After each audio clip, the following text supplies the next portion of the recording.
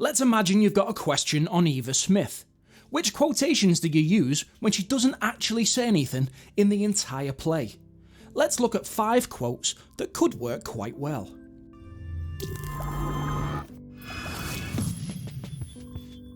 The first quote we'll look at today is from the inspector's big speech before the end of the play. Here, he's essentially saying that they can't help Eva Smith anymore because she's dead, and no amount of sorries will change that fact.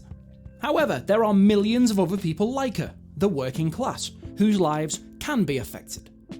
The inspector voices Priestley's own socialist opinions here. Yes, he's speaking to the Berlin family, but it's also a message to the audience in the theatre too. He's talking about this family's situation, but also the global impact of our actions too. Our actions have consequences, and if we treat each other better, the world will be a much kinder place. And if we look at the name that is repeated, Eva Smith, and we look into its meanings, Eva means life. Smith is the most common surname in the United Kingdom, and also comes from the blacksmithing profession, which is a working class job. So Eva Smith literally translates to common working class life.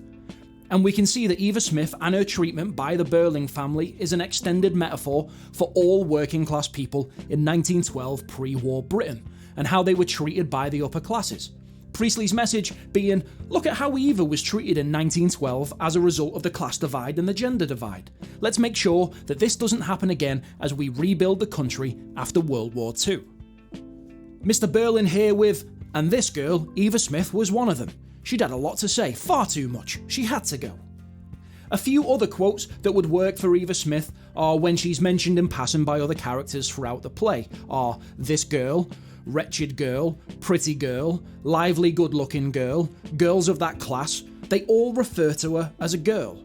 It would be a good avenue to go down to explore the connotations of girl and consider why all of the Berlings and Gerald refer to her in this way. What does it say about them and their opinions of her and others like her? Not woman, not lady, not female, but all of them refer to her as a girl at some point. Anyway, back to this quote.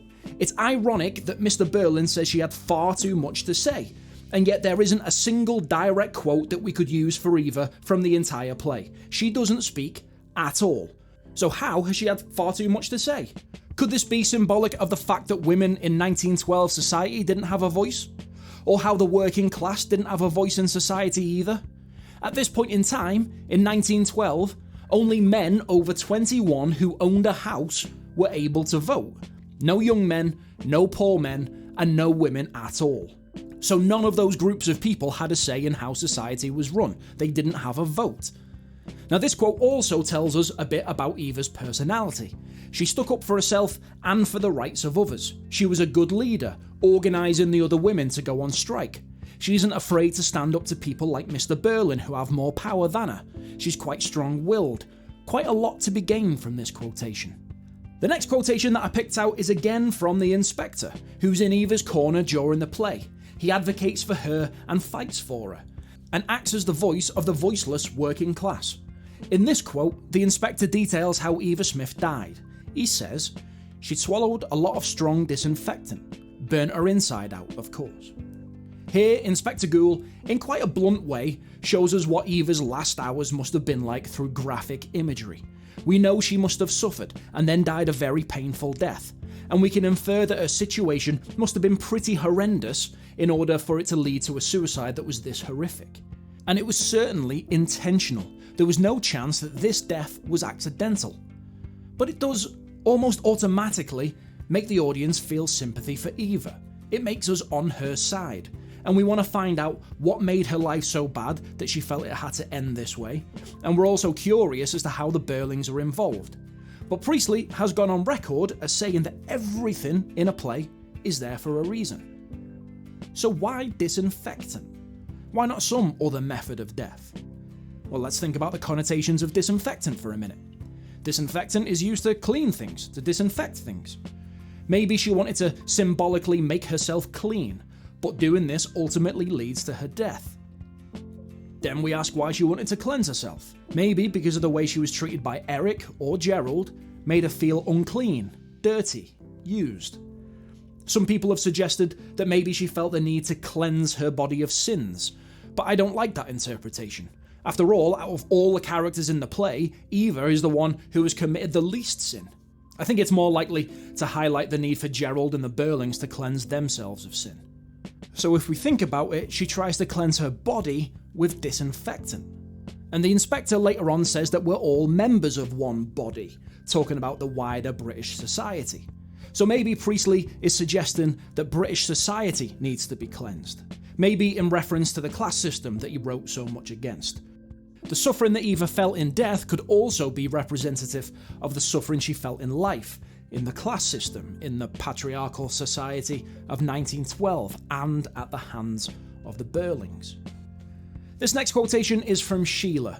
Sheila is talking about why she thought it was okay to use her influence to have Eva sacked from Millwards. And she says, "How could I know what would happen afterwards? If she'd been some miserable, plain little creature, I don't suppose I'd have done it. But she was very pretty, and she looked as if she could take care of herself." First off, and this isn't the only time that it happens, Eva Smith is judged on her looks.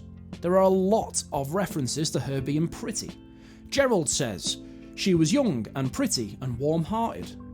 Then later, she was very pretty, soft brown hair and big dark eyes. Eric says she was pretty and a good sport. Sheila asks the inspector if Eva was pretty. Then later on, talking about the girl in the store, she says she was very pretty too, with big dark eyes. And then, but she was very pretty and looked as if she could take care of herself. And then towards the end, I was angry and she was pretty. The inspector says she wasn't pretty when I saw her today, but she had been pretty, very pretty. And he later says, a pretty, lively sort of girl who never did anybody any harm. Interesting that it's only the younger characters who judge Eva on her beauty. Now that is a lot of references to Eva being pretty. We get the point. But why emphasise this point? Now, it could be for a few reasons, really. One that comes to mind is that the poor are only noticed by the rich when they're good looking. Sheila notes that she wouldn't have even bothered with Eva if Eva was a plain little creature. It could demonstrate that a person being pretty isn't enough to get you by in life. Physical looks aren't everything. Eva was pretty, but she dies. And look at Gerald. He's described as attractive, but he's not a good person. Now, the interpretation that I like is the idea of Eva's journey. She was pretty, but after Gerald and the Burlings are through with her, she wasn't pretty anymore. The rich have sapped the girl of everything that she had, and her beauty was the only thing that she had left, and ultimately that was taken from her as well. Now back to this quote from Sheila, and it also highlights the class divide. Sheila assumed that because Eva was pretty, she'd get by okay. She'd find another job. But we know that Eva didn't. She really struggled, didn't really have enough money to buy food. It highlights Sheila's ignorance and also Eva's vulnerability. And the final quotation for Eva Smith that I picked is again one from the inspector. He really does act as a voice for the voiceless. Maybe that's what makes him so masterful, as the stage directions keep saying. Anyway, he says, just used her for the end of a stupid drunken evening, as if she were an animal, a thing, not a person.